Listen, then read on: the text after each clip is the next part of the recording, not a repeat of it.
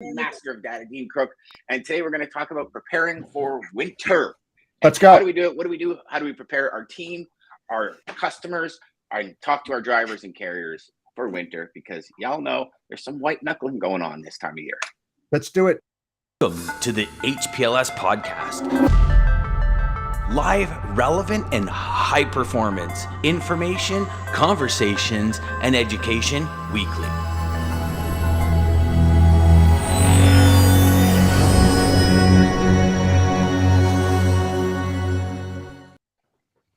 Jeff, that reminded me of, you know, those Adam Sandler movies. He always has Rob Schneider in them that goes, "You can do it. Let's do it. You can do it."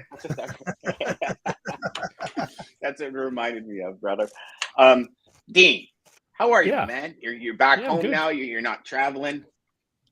Not back home. No more trips this year, which is kind of good. Conference season's all but wrapped up. It doesn't start again until really February. You know, you start to see a lot of events pop up in Phoenix. I've got an event for Great West Casualty. Stiefel Research are having their big conference down off, I think it's Amelia Island in January. So you start to see a lot of really good conferences pop up in the warmer climates down south, which is kind of nice because it gets pretty nasty here in Boston over winter. So yeah, a little bit of a hiatus on the travel front, which is kind of good. Travel's nasty at the moment. I just staff shortages, you can really see it biting the airlines, both customer service levels.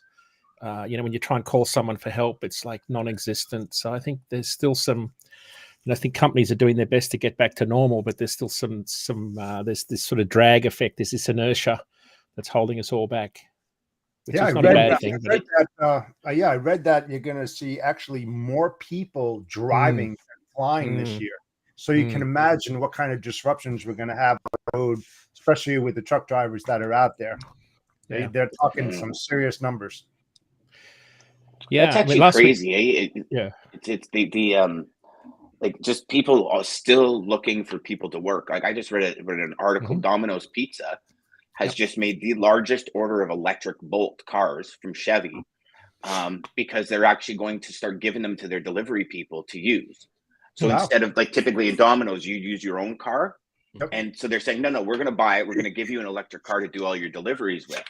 And that's how they're attracting people to come work for them. And it was like, but I don't know. I mean, you would kind of think that this employment thing would be somewhat taken care of by this time. I mean, it's going on 3 years now. Like, when you think about 2000, like the end of 2019, beginning of 2020, and we're going into 2023, like this is crazy. And I mean, I guess it's the retooling that we talked about. And I know that has nothing to do with winter, but that was just a crazy point that I read because they're spending hundreds of millions on cars to attract employees. It's a good idea, you know. That's what Marjorie Post did that got Birdseye going. Remember, she this sort of was the genesis of long haul refrigerated transport.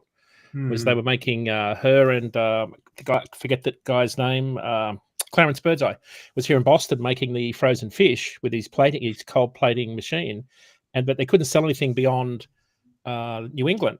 So what she did was she came in and bought his company and then said, "This is Marjorie Post, son of," can't think of the guy's name, Post Cereals was the family that the guy worked in the kitchen at Kellogg's. Fascinating story. To facilitate the supermarkets to stock their frozen fish products, they bought all of the freezers and supplied all the supermarkets with the freezers for the Birdseye products to go into. And that was what really got long haul refrigeration off the ground. And of course, that led into Thermo King developing the refrigeration unit. And here we see today long haul refrigerated is a thing. But that's actually a good idea. There's precedent around how successful what Pizza Hut's planning to do is in terms of driving market share. I had no idea. Comes to mind that was a pretty good segue. That was a real Dean. You mastered that segue. Hey, Ryan, you're usually the master of segues here. You just took it hot from you, man. You see, we went from Domino's Pizza to the start of long haul reefer trucking. That was quite a segue. But also, that's also now they have units by batteries that fly on planes for pharmaceuticals and stuff as well. Like we used to do those all the time. So they actually would put the fish in the freezer, freeze everything, and then put the freezers in the trailers and then keep them closed, and that's how they kept everything frozen while they delivered it. Is that what you mean?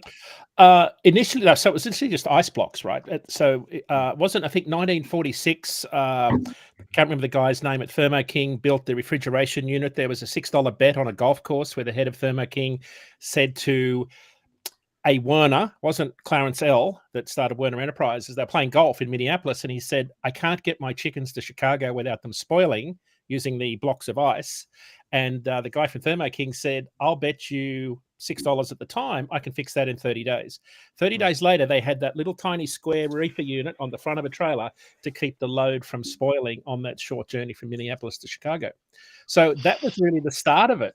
So it was really ice blocks up until that point. And so it was a fascinating story. I wrote about it a few weeks ago. If you want to Google Thermo King and the history of refrigeration, I wrote a blog post about it about 2 months ago. I'm a bit of a geek when it comes to that stuff. I'm just fascinated by, keeping things cold, and having hauled a lot of produce in Australia. It's one of my more pet subjects, because it takes so much skill to do it properly without, freezing or. You can easily freeze a load of lettuce if you're not careful, because they want to stack that last row of cartons right up against the chute. And you got to have a fight with the grower to say, "No, you're not putting that shit up there. Get it out. Otherwise I'll ruin it." That's hilarious. Right, I mean, you could freeze it. You could freeze a head of lettuce in your fridge if you put it too close to the back of the fridge too, right? So it's easy. I had a grower one day with cantaloupe stand. He gave me, it was 100 degrees outside in the outback of Australia. We had to load, I had to load 44 pallets of cantaloupes. We call them rock melons, in 2 trailers. It was a road train configuration of produce going to the market. So it's 100 degrees, and the cantaloupes are sitting out in the sun. And the bill said, I think it was plus 18. I can't remember what it was. And I said, "You've got to be kidding. You want me to pull 70 degrees, out of this load in 8 hours?" And they said, "Yeah, you better deliver it. You better deliver it at the right set point." And I called a mate. I had to phone a friend. And I said, "Bob, how do I do this?" And he said, "Here's what you do. You don't try and pull it all down at once. You don't drop your set point down to what the bill says. Every hour you get out and drop it 5 degrees. So you pull the hot air out gradually." And that's how I did it. I got to the markets on time, and right at the set point. So yeah, lots of fun. I thought you would have taken the corners where you raised the trailer 6 inches on one side, and it would have pushed the air through a certain way through one vent, and then back around the other vent as you're coming around the corners in the outback. No, these are airbags. You can't do that with airbags. The springs. You got to have spring pack suspensions to do that. They'll hold nicely at about 6 inches off the ground. I love it. True story. So Dean, story. I know. We talked about it. Let's get into winter. Yeah, lots of big story, lots of storms. I think this week, not far from where you guys are, right here in Buffalo, we had a lot of snow down near London and Leamington. Some truckers I spoke to were talking about 5 feet of snow last week. So it was crazy. Winter came on with a flurry. Sorry to use that pun, but it caught a lot of people by surprise. And I think that's what the story is every year. It's like, how do people not think winter's coming? The problem we got this year is we've had well over 100,000 new carriers enter the market, and this is their first winter. And if you're a long haul carrier and you're running south to north, you can go from heat to cold really, really quickly. And I think a lot of guys become unprepared. It's very different than, Colorado, where from, I can't remember, it's like a 6 or 7 month period, you have to carry chains on your truck all the time. Certain states have very tight regulations around that. But invariably, you'll see guys go on loads where they're totally unprepared. And I think that's why we wrote a piece last week on preparing for winter. I think a lot of people take it far too lightly. I mean, car drivers also. So, I mean, everyone listening on this show should realize that this is just for you. It's just as much for you also. Remember, we had the Interstate 95 shutdown last year through Virginia, and we had the road was frozen. We had all those car drivers stranded in flip-flops and shorts that were driving from Florida, and they're there for 3 or 4 days. So this stuff can happen really quickly and catch everybody by surprise. So, we have a little kit in the back of our car just in case. We're probably underprepared when if I think about seriously, but we don't do a lot of long haul driving in our car. But I wrote a piece about it, and I asked a lot of carriers what we should do, like as drivers. And they started with the first thing you do is make sure you're prepared. So you're like Dan with a beanie on, and you've got your sledding gear on, I think, today. Is that what that is? Yeah. Well, we're talking about winter, so I put my special. Just for transparency, everybody, in Toronto, me and Dan are like probably hour away. It's like 10 degrees like Celsius, so it's hot as hell today. So I don't know why Dan's wearing this stuff. I'm literally in t-shirt and jeans. I'm sweating bullets underneath, but I have snow outside. It's awesome. Yeah. So prepare yourself, right? So you can't fix, you can't put chains on, you can't fix flat tires, you can't strap a load down if you haven't got the right clothing. So the very first thing to do is get all that bulky clothing in place. And of course, a lot of guys don't carry that all year round. It takes up a lot of space in a tiny sleeper. What I do is I have those bags that you suck the air out with a vacuum cleaner. So you put all your winter gear in a bag, you put it in a plastic bag, you suck it all out so it's in a tiny little compartment the rest of the year. So when you need it, you're ready to go. I also have a vacuum cleaner in my sleeper cab so that I can do that at any time because I have a vacuum cleaner to clean the carpet. Most guys should have a vacuum cleaner, albeit a little tiny one. So preparing yourself is absolutely critical, right down to, you imagine if you're going skiing, that level of protection, because it gets pretty cold. Extra blankets. It's a great time of the year to sleep. You don't need to idle the truck if you've got a nice winter setup in your sleeper cab. So that's the sort of stuff that I talk about with drivers in particular, is get yourself ready. Make sure you've got plenty of food. Plenty of food that doesn't require refrigeration. Water will freeze, if you're not careful. So you've got to make sure you've got the right temp control devices, right down to things like windscreen repellent. The truck is probably the second thing. I've just put anti-gel fuel treatment in both my tanks. I put 1 liter in each tank yesterday and ran that through the filters.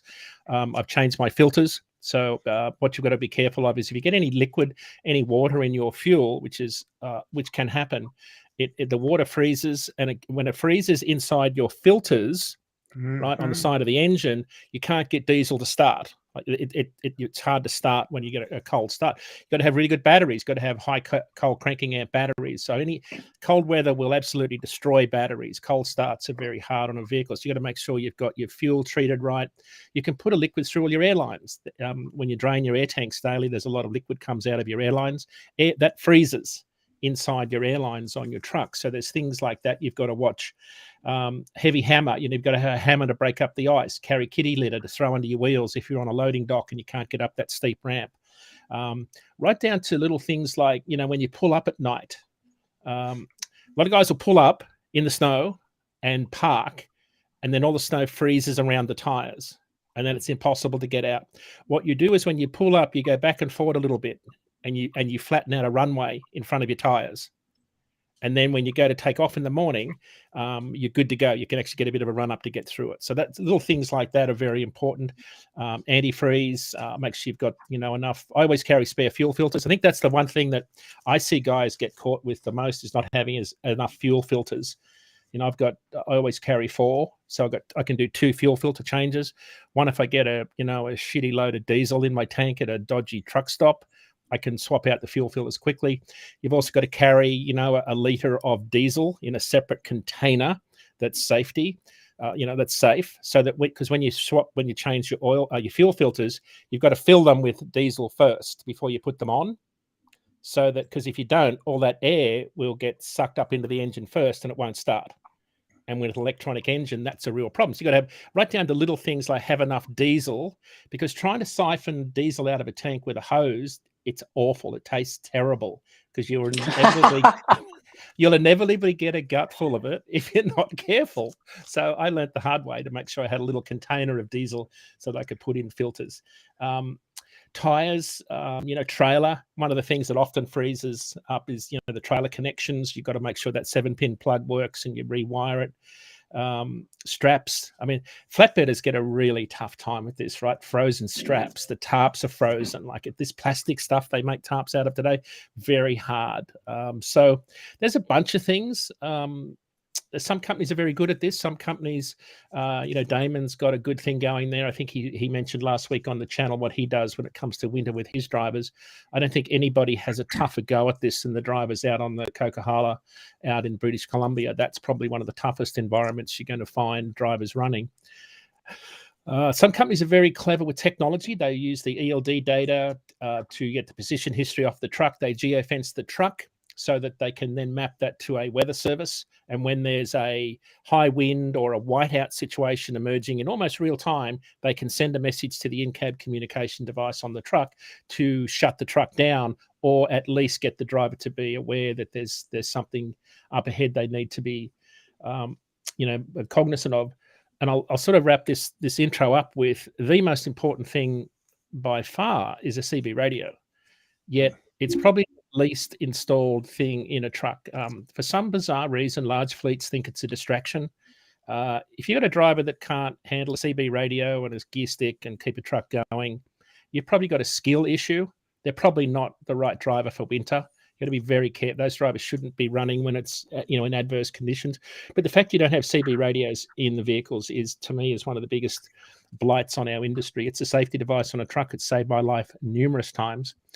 And you just wait. I mean, we're already seeing it. You just wait for the first big whiteout and 30, 40 trucks pile into each other because no one's communicating.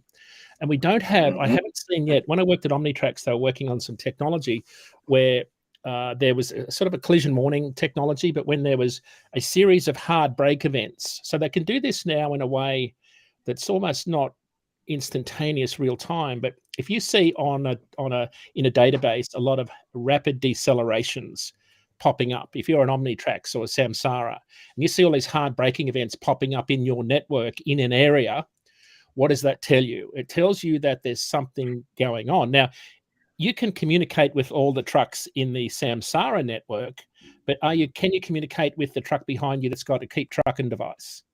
See, that's where we've got it. And I don't know, they may have got there yet, but we kind of need this network where trucks talk to each other when there's a series of rapid decels over a period of on a road stretch. There's an alert that pops up in the cab and says, hey, there's some danger ahead here. You better slow down. And of course, that doesn't happen just yet. And drivers are sitting there disconnected from the driving task. Way too many devices they're watching, listening to music, watching videos, watching in-cab communication devices, listening to messages, probably on Instagram or doing a TikTok video or something. And of course, they're not paying attention. So for the guys, this is their first winter.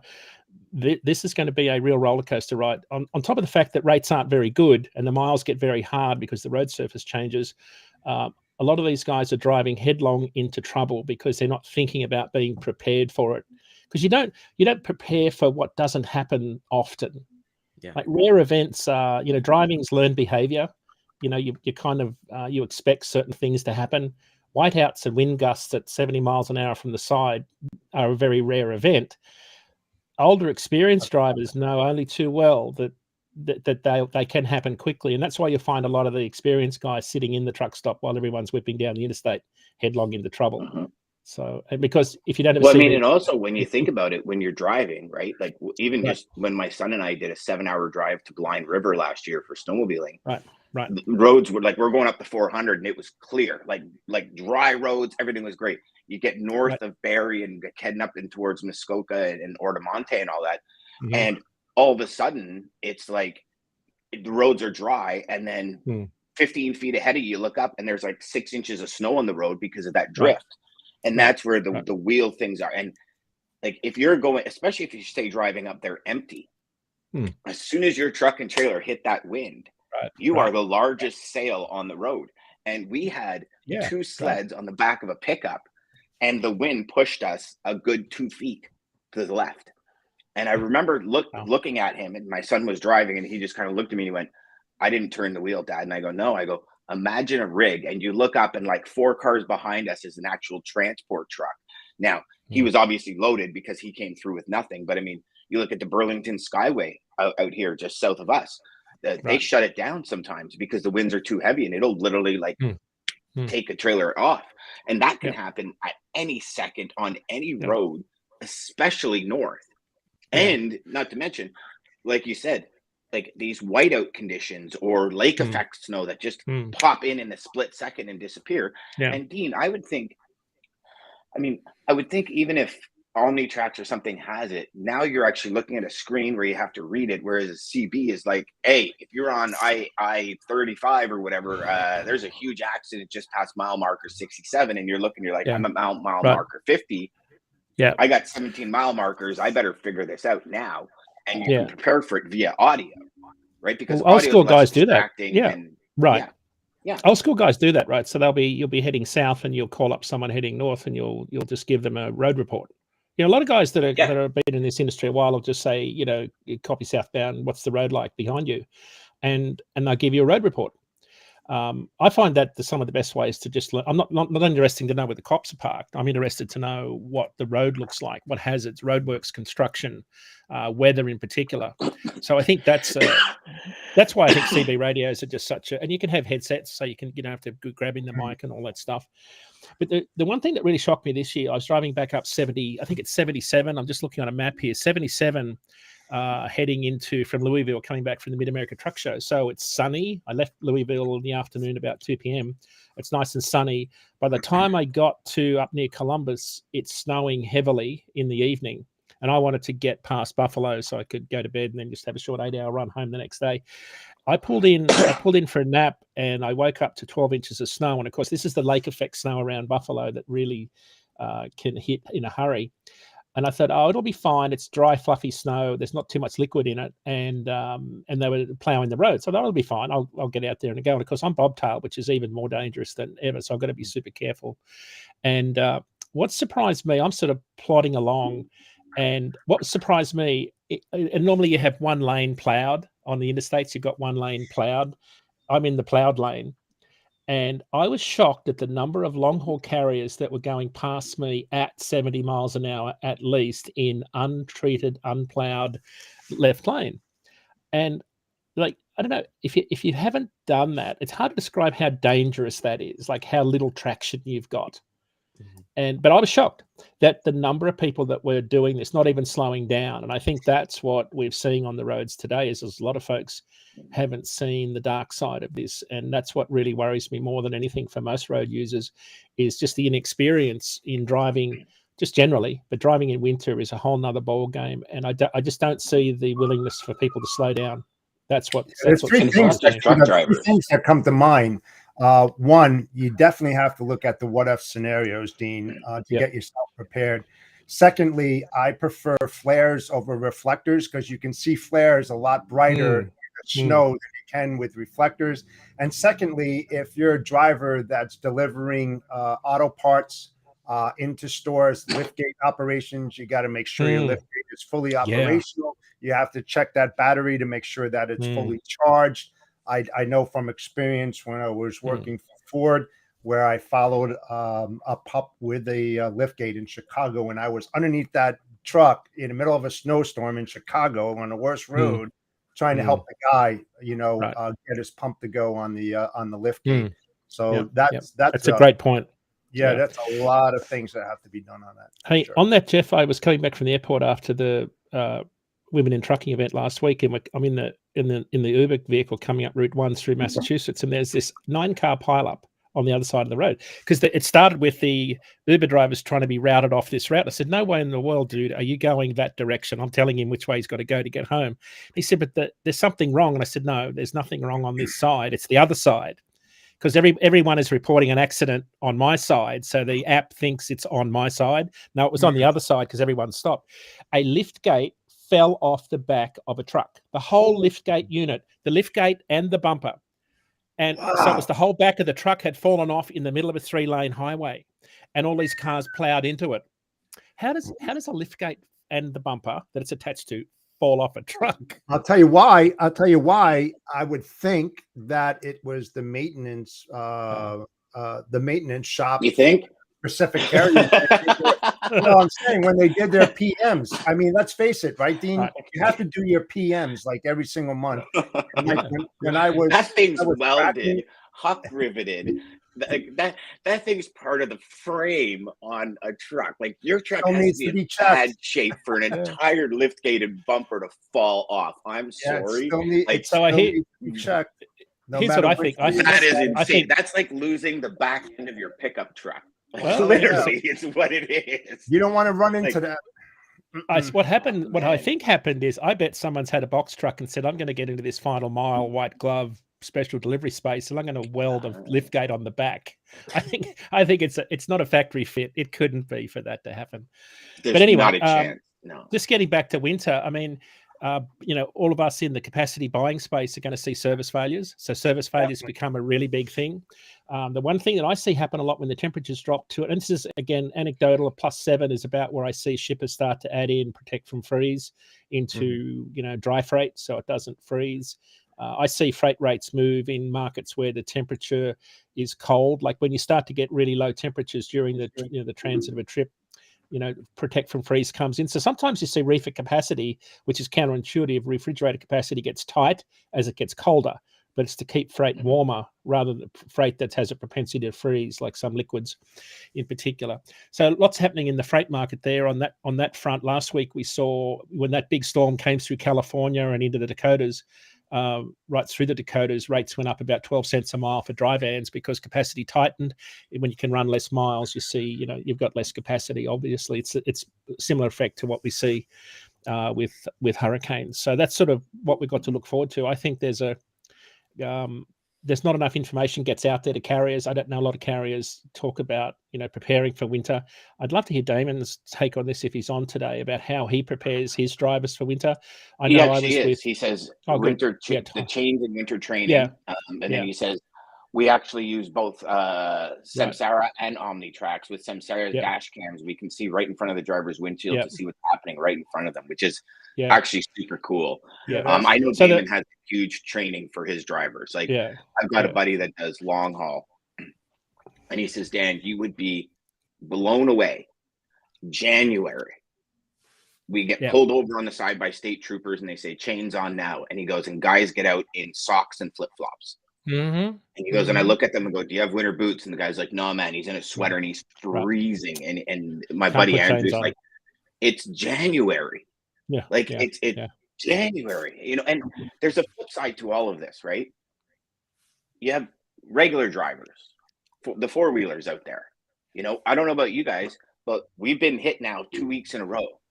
Just on the weekend, I had a guy show up to buy my winter tires for my old car. And he shows up and his tires are as bald, as flat as my desk.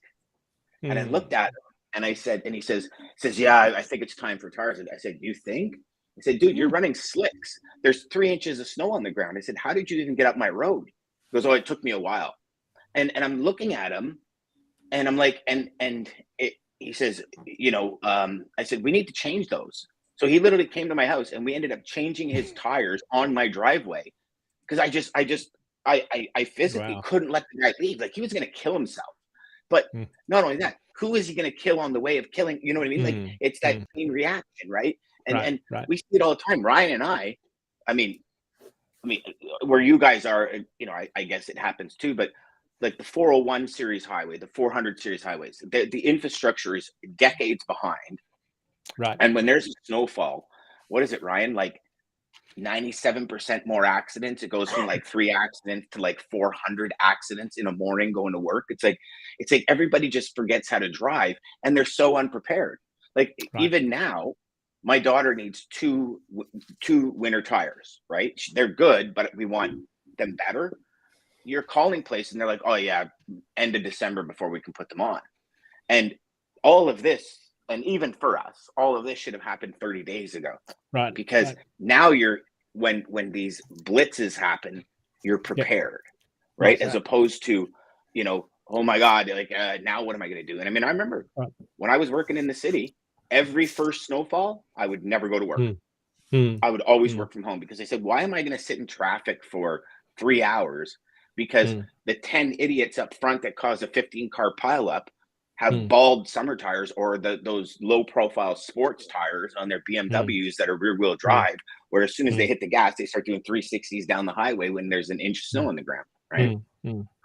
So Daman makes a good point about training. Training. Yeah, I remember doing some work with drivers for winter. Yeah, I was with Dan Einwechter at Challenger Motor Freight a few years ago, and they start in October. They bring all their drivers in through a training course and make sure they're prepared. I don't know how much emphasis is placed on the personal side of it, in terms of the clothing aspect. I know a lot of focus is on driving techniques and equipment. Generally, I'm not so much worried about fleets like, the larger fleets. I think fleets like Damon's, they've got a really good program. They've got a system in place. It's more the small fleet owner operator that just doesn't have any systems or procedures. That's the bulk of the trucks in the industry, right? Between 1 and 10 trucks. And that's where most of the growth has been. So that's why I think it's, there's certain truck companies out on the highway I just steer clear of. Like if I see one of them, I back right off. I just know there's no training in place, that it's just a recipe for disaster. So I think there's a lot of variance between fleets that are serious about this and a lot of fleets that are new to the industry that haven't quite figured this out yet. And I think we're in for a very interesting winter. So that's kind of where I sit with winter. I know a lot of us could do a lot Dean, better. you say we're in for a very interesting winter. Is it because of the amount of new carriers that have come in? Is that what you're, or just because it's supposed to be one of those winters that is a lot of snow? Like we're being told. Yeah, no, I think it's going to when it hits. When it hits, you're going to have a lot of inexperience. You're going to have more inexperienced long haul truckers out there this year than ever before, because of the influx of new operators. Spot rates are really low, so they're going to be chasing their tails. They're going to be going hard because you don't have the luxury just to park up and I think there's going to be more incentive to run hard as opposed to doing what you should do, which is take time off and just wait it out. I don't know that a lot of them will do that this time around. I mean, ELDs make it hard to catch up because you'll run out of hours really quickly in cold weather. So a lot of guys are going to want to keep running when they should stop. So with paper logs, you could always just park and catch up later. That's why we saw the polar vortex have such a big impact. It was the first major storm since ELDs came in, and we saw about 10% of capacity just vanish from the industry in a week. Because when you shut down interstates like I-40, you'll have a profound impact on capacity. We haven't seen anything like that since. We've still got way too much capacity in the market. That's why people say, well, what's the freight market look like? For the first time ever, one of the data points we shared on the show this week was on our show yesterday. Reefer rates normally go up between January 1, and we covered a bit of this last week, but we've got another week's worth of data. Between November 1 and today, rates normally go up about 13 cents a mile in refrigerated. They've been flat this year. So no change. Normally up 13 over the last 6 years, flat for the first 3 weeks. So it's a combination of, demand is probably not as robust as it normally is for things like Christmas trees and turkeys, but it's the oversupplied market that's keeping rates down. So the oversupplied market is having more impact on spot rates and rates in general than it is. And that's why all of this talk about a railroad strike, if it happened, it would be cataclysmic. So it would be a really big deal. But a lot of people talk about, well, what happens if shippers start to push freight to the road if they don't want to ship it on the rails? When that happened last time in September, the contract market absorbed all that capacity. So part of the reason you're not seeing spot rates move up at the moment is the contract market's absorbing all of that extra demand for freight that's moving right now. The big carriers have still got capacity, generally when you look at it at a national level. So we've got an oversupplied market heading into a very, very grim first quarter next year. So tough times ahead for everybody. Let me ask you something, Dean. With the rail strike that may happen in December, right. I saw some news that it could affect or will affect the OTR drivers picking up that slack. What kind of impact do you think we're going to see if that does occur? If they do have a stoppage, I think it could be one of those polar vortex level market corrections. If a strike did happen, right? So it'd be a bit like if the West Coast port workers went on strike, right? So that would be one of those market changing events. So I think it will have a serious impact on the market if that happened. The probability of it happening, I think, is pretty low, even though labor relations have never been as bad, and people are for the first time ever saying that there's a strong chance a strike could happen. I suspect you might see what we saw with the ILWU in Oakland this week, where they red tagged some equipment, so the port had to shut down for a day. That's not a strike, but slowed things down and stopped the port working. So I think you could see a lot of that going on. I don't know how the railroad network's a little bit different, but if they did have a strike, Jeff, that would be unbelievable because half of the rail network is intermodal. Yes. And it's, that freight's still got to move. So that would be, for truckload carriers, it would be a good thing for them. They would have a lot of they'd see a lot of benefit from that. I just think from a general economic perspective, that wouldn't be very helpful to anybody if the well, it would also. I mean, you got to think 90% of those containers will probably have to be de-stuffed, palletized, and then put on trucked in order to get where they need to go. Well, yeah, I mean, even if you look like if you have anything delivering Wisconsin, it's going to rail into Chicago. No matter what port it goes into, it's going to rail into Chicago. If that's not there, so say it goes into Savannah, now you got to truck that to Wisconsin, but you're not trucking the container because now your demurrage costs and your container demurrage is going to be astronomical. Yep. So you're transloading it, you're de-stuffing, you're palletizing, and as it is, warehouses are oversaturated. So where are they going to come up with times to do that? So now you're going to have port delays, port congestion. I mean, it's all going to start stacking up, right? It's perfect. I mean, it's rock in a pond, and the ripples do hit the shore. And no matter what size rock you throw in a pond, you change the outcome of the shore. Change the dynamics. 100%. Number of the day. Talking about ports, the number of the day is 0. The number of ships waiting at anchor is 0. How long has it been since that's been 0? Gosh, that was it's probably which port is this? 2.5 years. Los Angeles, Long Beach, off in San Pedro. 2.5 I was going to ask you, about the rates, because I've seen the rates drop immensely coming out of Southern California going east. And that has to have a huge impact. The impact is because of the lack of freight that's coming in there. And I read that LALB was ranked number 1 on the imports, and I was like, who wrote this? Because I mean, New York, New Jersey been number 1 now, the number 1 port, and I was like, I don't know where they got the information. I'm not going to throw them out there, but I was like, that's not true. So Jeff, one of the data points we talked a lot about on the show here was Los Angeles, Phoenix. Remember we talked about at the peak of the port disruption. There was a lot of freight was trying to find warehouses in nearby warehouse markets. Phoenix was one of them. A lot of warehouse space there. So if I look at spot rates today on our 7-day rolling average, these are dry van rates excluding fuel. At the peak of port congestion this time in November last year, they were $4.80 a mile. That's excluding fuel. If I add fuel back in, I'm at $5.21 a mile for 372 miles. I'm running that all day and running back empty. I'm going back and forward. So at $5.21 including fuel, today it's down to $3.19. So it's down $2 a mile in a year. Yep. So now if I look at Dallas, I could look at Dallas and Seattle. Dallas is another one where a lot of retail freight trying to find a home. Yep. Yeah. So Dallas is down to $2 a mile from, this is including fuel, $4 a mile. Damn. So those 2 lanes where a lot of retail freight this is why the West Coast has had such a, capacity's been such a problem. Oh yeah. For loads have been, demand has been a problem. Rates are down so much. What about Los Angeles, Seattle was another lane where I saw a lot of volume moving last year. Los Angeles, Seattle, again, down from $4.50 to $2.90. So it's dropped even further. So how about Chicago? Yeah, that one's a bit of a horror story right now. Because that's the major hub. The carriers, I mean, brokers and shippers are saying it's fantastic, but I've always got my carrier hat on as a default. I probably should work on that a little bit better, be a little bit more fair and balanced. But so including fuel, Los Angeles, Chicago, this time a year ago, $3.70. And I was reporting back then that volumes on DAT's network were triple year over year. We were moving triple the volume of loads because the rail networks were so congested.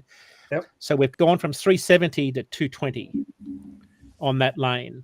So it's been sliding downhill since January. Yeah. Yeah. So that's why. Yeah, even with spot rates so low, we're still seeing intermodal still offers pretty good value on those networks. The rail network seems to be, improving according to most reports. So, West Coast just hasn't been good. What really stands out is that, historically, east to west has always been cheaper than west to east. Yeah, right. Mm-hmm. West is now getting pretty close to east rates coming out there. I mean, which is unheard of. I mean, it's just crazy stuff. Oh, so that's interesting. It's 223 Oh, hang on. That's Los Angeles to Chicago. If I go Chicago, Los Angeles, I'm at $1.60. So that gap is closed. That gap is closing on the east-west side.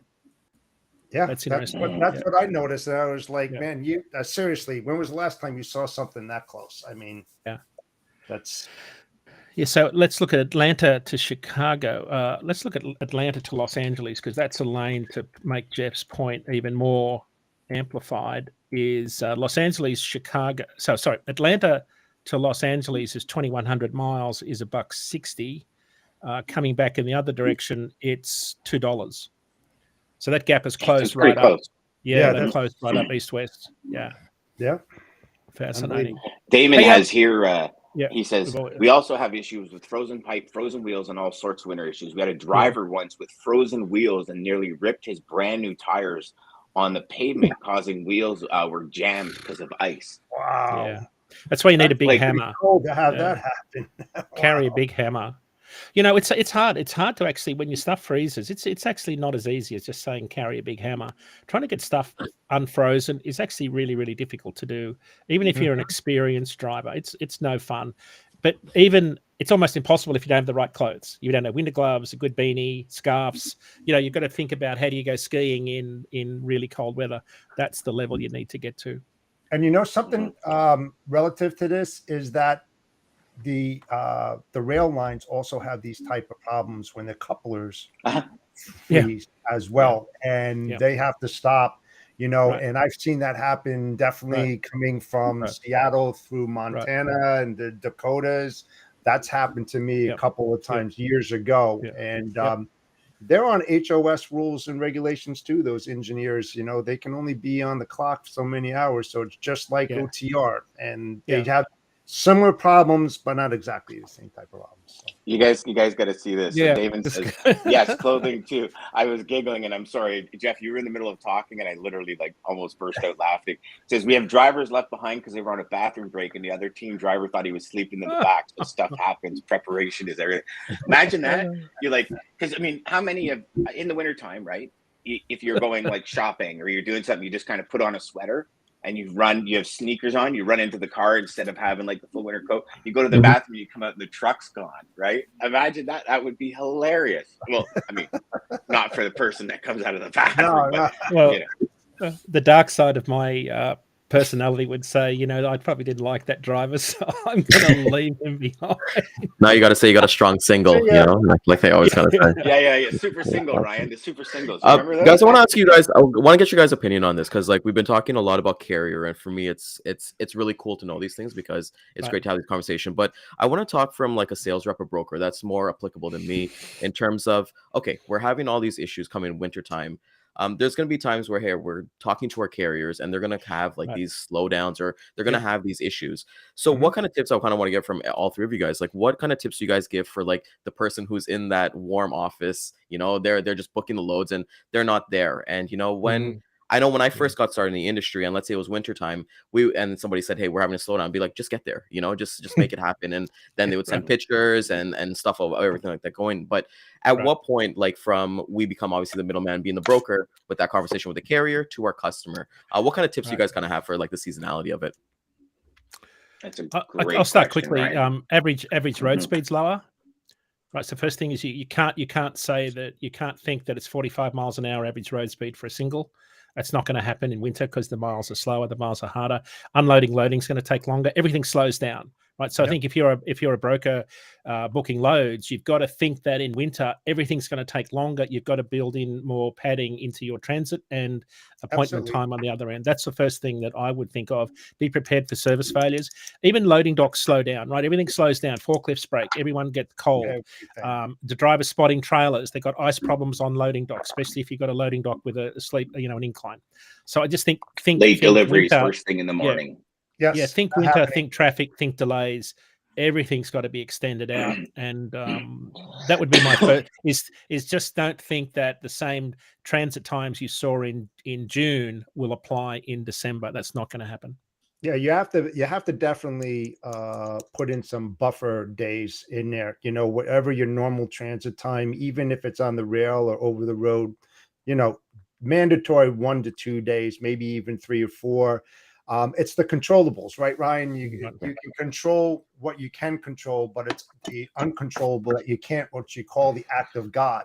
And it's those accidents, or even if you're in Colorado, you have those avalanches that cover over roads and you're stuck out there, it's like, you just have to let your customers know and be totally transparent on that, that here's the things that you can expect to happen. I'll keep you up to speed as I'm updated, but expect delays. And, we used to send them weather maps. If you knew where that shipment was getting picked up, and then you get updates and warnings on road closures and everything, send that. Take that information, send that to your customer with a few little statements behind that, so they can prepare operationally on their side, because some of these guys, shippers, they hired additional labor because they know that something's coming in. So the more that you tell them, the better off you are, especially when you're trying to get in there further. So be totally transparent. Send those little things, maps, weather warnings, etc. Always keep them in the loop. So I used to categorize all of my freight into 3 categories: normal, watch it, and critical. And with those 3, every pickup, in transit, and delivery would fall into one of those 3. So normal would be like an LTL shipment out of California. Okay, that's normal. I mean, LTL, there's no real give or take. It's hey, listen, FYI, it's loading on Friday. We plan to be here Monday. There's a snowstorm that could come through. It's wintertime. Things happen. Maybe it's Monday, Tuesday. That was in the normal category. The watch out category was things like stuff coming out of Florida or the South and coming into Ontario for a delivery like Monday morning, where we knew it would arrive kind of like on a Saturday or a Sunday, and it was going to be cold, right? Because then it's now if the truck doesn't start, or if the trailer's frozen to the ground or whatever. So just that preparation. And then critical were mostly containers. And the reason I would put those in critical is because a lot of our containers that came in on Friday, they'd get removed from the chassis and put on the ground or stacked. So now what we had, they always went into critical. And the reason they did is because you have actually multiple layers that can fail. So 1, your container mover can fail. 2, the people that, if we're having a snowstorm on the weekend, the people don't come and plow, or it freezes, or it warms and colds, like, over the weekend, like even today. So overnight last night, it was -2. Today it's supposed to be 8 degrees. So you have all that snow that's coming off the roof that freezes, there's all sorts of things that happen. So that was always in the critical. So when we had deliveries on like a Monday morning at 7 a.m., it was always on the Thursday, Friday. Okay, what's the plan for 7 a.m.? And then it would be like, okay, Mr. and Mrs. Customer, this is what the weekend holds. There's variables. So we have options. A, we'll do a gate code and drop direct from the rail line to your door, but means doors are open. And now, and again, here's the flip side of it. Now, because of cold thaw, we run the risk of those chassis freezing to your dock and not being able to get them out. So we run the risk of the second delivery for the day being delayed because we can't get the containers out. And it was just that education piece where they would be like, okay, let's do that, because worst case scenario, we have 2 containers in. And then if we have to, do you want us to put salt down in the morning and all that? So it was that 3 different categories that I'd always put it in. And on Thursday, Friday, the team and I would always sit down and say, okay, what's going on for the weekend? What are the deliveries? What are the loading? Okay, typically the South, barring the polar vortex that hit Texas, typically the South is always like, okay, you're fine unless it's hurricane season and you're in that area. But it's when you're coming north, right? Specifically, like when we had pharmaceutical deliveries, it was like you map that out and you watch the weather systems that come through. And I'll be honest with you, 85% of the time, none of it ever happened, because meteorologists are always wrong.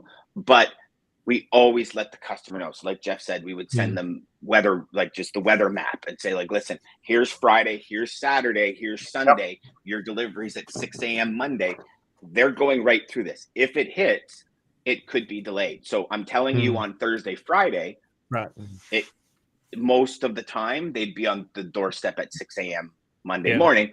But that's, and as a broker, you're actually and to a lot of carriers out there, we're actually delivering more information than you would deliver.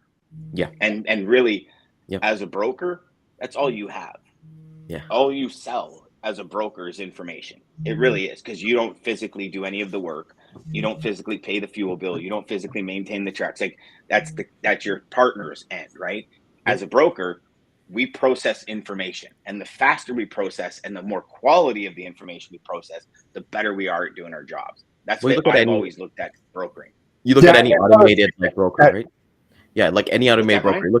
You look at any automated broker like Uber, right? Uber doesn't provide you the car, but they provide you where the location is, when the person's going to pick you up, how far in transit, and when they deliver, right? I have a question for Dean when you mentioned like everything gets slower. So for sales reps out there looking and going through seasonality, whether it be their first year, do you guys, and get your thoughts on this, is like, do you guys adjust your accessorials as well during seasonality, whether it be like waiting time, whether it be layovers, different things like that, just to combat like the fall winter seasons? Not the rate, but certainly the amount. Like you've always got to be cognizant that you'll have more accessorials. So that's where you need to have good systems in place. It comes back to communication that Dan and Jeff were talking about. Good communication, set the expectations right from the get-go, so the accessorials don't become an issue.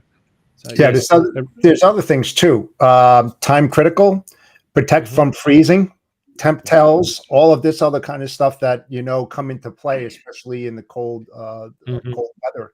Right now, I mean, Estes, LTL carriers that I've called this morning before the show, they come out and they say, due to capacity restraints, I mean, this is the time of the season where most LTL carriers have that message when you're on hold, due to capacity issues, especially in the LTL market, because everybody wants to get their smaller shipments out there.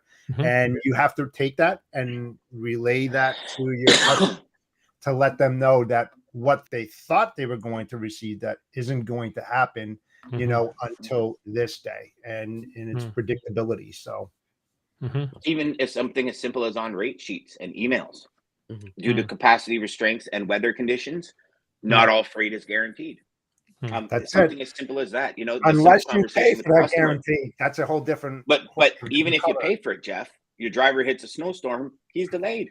So and this is where, like, I had a big thing when I was brokering.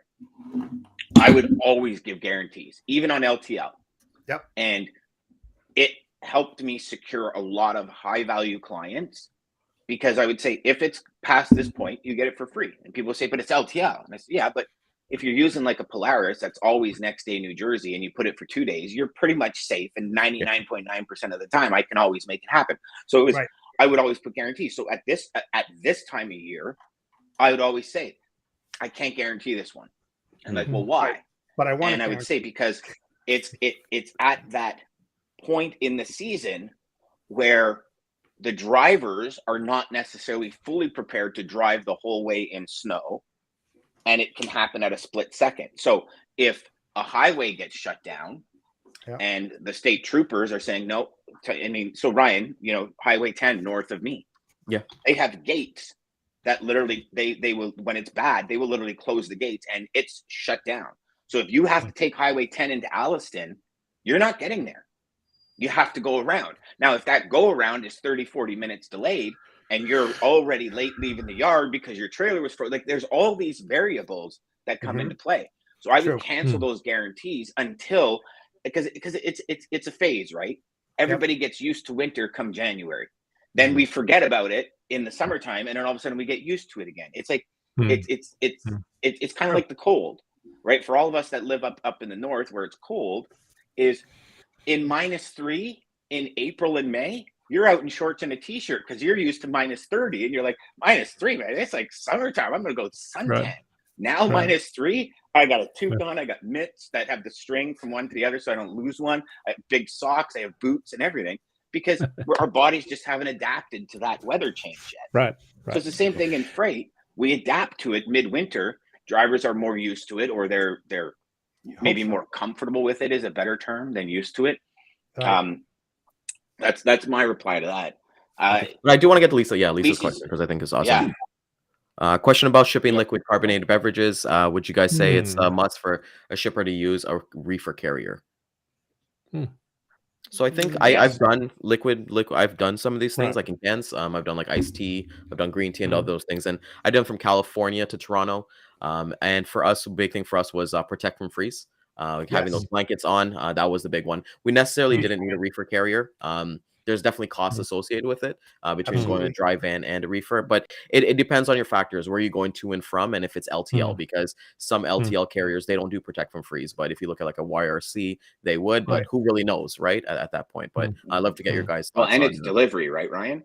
Yeah. And it's delivery. So if you're coming from California and it's scheduled to arrive on a Friday night, you better figure that out, because by Sunday, because a lot of the times with liquids, it's that movement that keeps it from freezing. Right. Yes. So you start in California and it's warm all the way up until you kind of enter that Ohio range, maybe into that Kentucky, Ohio range. And then it starts to get cold, but the truck's still doing this and the liquid's still moving. As soon as the liquid stops for 24, 48 hours, that's when you have the opportunity to freeze. So if you're arriving on like a Friday night and the shipper don't want to receive it till a Monday, there better be some plan to make sure that doesn't freeze, because most carriers, drivers drop it in the yard, they go home, it's their Friday night, they want to get home, and there's like, so what's that alternative plan or that ulterior kind of movement for that? Does the shipper stay open? A lot of the times I've requested shippers stay open until 8, 9 o'clock at night, and I'll say, listen, like, I'll even come to your facility if they were in Ontario and I'll help you unload it. It's just I don't want it sitting over the trailer in minus 20 degrees, because I've had like stuff that they say doesn't freeze, right? Like paint, like specific auto paint that's like you know, like the heavy duty ones where you gotta like literally wear the masks. It's like it's not supposed to freeze, and it's frozen. And it's you know, I mean, we had check this out, we had a truckload of Sunlight detergent freeze. That's and it's not supposed to, but it goes to show you how much water is actually in there as opposed to detergent these days, right? But the entire load froze, nothing broke, but it froze, so it's no good anymore. So to answer Lisa's point, customer never said protect from freeze, because it's never frozen on them before. So instead of spending the money, they just said put it in dry van, drive it across country. We were out in BC, there was a huge like crazy cold spell, and it froze the entire load of, it was actually Arctic Blast or whatever it is, that the detergent. So the other extension of what Lisa's talking about is if you've got a full load, for example, the trailer's going to sit for at least 10 hours if it's a solo driver. It's going to sit if it's a longer length of haul. So the factor would be single or team. And if it's a single length of haul, if it's more than like 400 miles, good chance it's going to sit for 10 hours overnight. So length of haul comes into it, single versus team, and then you get to Dan's point about it sitting and freezing. I think the reefer units can hold a set point really easily, even if the ambient is freezing outside. They can hold plus 30, you know, without any problem. That's Fahrenheit. So that would be the other thing I'd add to that. And you got to make sure those reefers are gassed up. Well, again, coming back to winter, that's where the problem comes when you have those reefers that have to maintain a certain degree, and you get stuck in a snowstorm and you're out there for 12, 14 hours not moving. That's another issue. There you go. That's another issue. Daman brings up a very, very good point that I don't think we talked about. Is it's hard to train new drivers, and it's their favorite time of year to go on vacation, compounded with winter conditions and delays. Hence, we always tell customers to book ahead of time and secure capacity. So here's one thing that we didn't talk about. A lot of drivers go away for like a month in the winter. And I know a lot of companies, specifically a lot of Indian companies that have Indian drivers, because they go to India for a month, and they leave. And I remember specifically one company I was using, man, they probably 30, 40% of their capacity dried up, like what seemed like overnight. And we weren't prepared for it. And our customer lost their marbles because they were a dray carrier. We had over like 3,000 containers that came into port for this customer. And overnight, they lost like 30% of their drivers. And we were like, what do you mean? They're like, well, I mean, most of them were Indian, and they went home. They went home to see their families for a month. And we had no idea that it was going to happen. Like, there was no communication beforehand. And now you're sitting there trying to gain 30% more capacity because of vacation. And I actually think this year, more than any other year, drivers are finally going to take a lot of time off during the holidays. And I think we need to prepare for that as an industry, because you got to think about how we talk about it all the time. Drivers have made more money than they usually make. It's like, listen, I'm good. I'm going to take a month off, or I'm going to take a couple of weeks off, and so it's going to add up. We had, I know we're out of time here. We had Nicole Glenn on our show yesterday, and I asked the question about capacity, this very question. I said, do you find it hard to find capacity around major holidays? She said, not really, because we've got so many different cultures in the industry now. I can always find drivers to run expedited, even with a lot of drivers celebrating Thanksgiving. I thought it was a really interesting take on things, because we had the Diwali festival up near Lodi, California a couple of weeks ago. The Russian community celebrate just after New Year, celebrate Christmas, I think it is. There's a lot of different cultures. Yeah, right. There's a lot of different cultures that celebrate different holidays throughout the year now, and there's a lot of different cultures that are in trucks, driving trucks. It'd be interesting to see what the impact is on capacity, whether it's changing over time around typical events, because this week is normally when a lot of drivers try to get home, and you do see an impact on capacity. Of course, the flip side is demand drops also. Collect that data, Dean. Yep, I'm on it. TikTok and Instagram. That's actually a big thing, Dean, where capacity drops because a lot of companies are closed. Right. And it's and then so capacity drops. So then obviously drivers take time off, and maybe that's kind of a balancing act. Balance. Yep. Yeah. Here's one more thing on that, Dan. That's a great point. When they cut off, let's say a shipper shuts their doors for 4 days, whatever would have shipped in those 4 days are now going to increase demand when they come back, because now they have more shipments than they normally do. So you have to be cognizant of that fact as well, so that you have the capacity in place to handle that influx of additional shipments. Right. So I think that's what we talked about. Was it Monday? Where we talked about Monday, where these are the conversations you should have had, because your customer might have more freight next week, but they might have shipped an extra shipment out for the last 4 weeks in preparation for today. So they're just going to go back to normal. Correct. And unless you ask, you don't know. Right? You don't ask, you don't get. Great combo today, guys. Let's bring it home, Ryan. Yeah, let's bring it home. Let's get it home, man. Bring it home. I want to thank everybody for coming out this morning. Thank you so much, Dean. I want to wish everybody early happy Thanksgiving celebration in the States. Enjoy for us. Dan and I will be salivating over the TikTok videos and the Instagram videos. But with that being said, I want to thank everybody again for coming out this morning. Catch the replay at 12 p.m. and 3 p.m. Eastern Time. LinkedIn, Twitter, Facebook, and YouTube. We'll see you tomorrow. We'll do a Thanksgiving special edition. Maybe Dan will be wearing a turkey on his head or something like that, like Mr. Bean. But you never know. You never know. No, but everybody, thank you guys so much. See you guys tomorrow, and have yourself a great day. Have a great day, guys. Yeah. Centurion Trucking. Our motto is people before profit. Today's market requires more transparency, consistency, and focus on what our clients need to win. Centurion Trucking and American Logistics are poised to help their clients achieve and surpass their targets. If you're looking for a team that honors your needs, dreams, and aspirations, then get a hold of Daman at American Logistics or Centurion Trucking and start designing your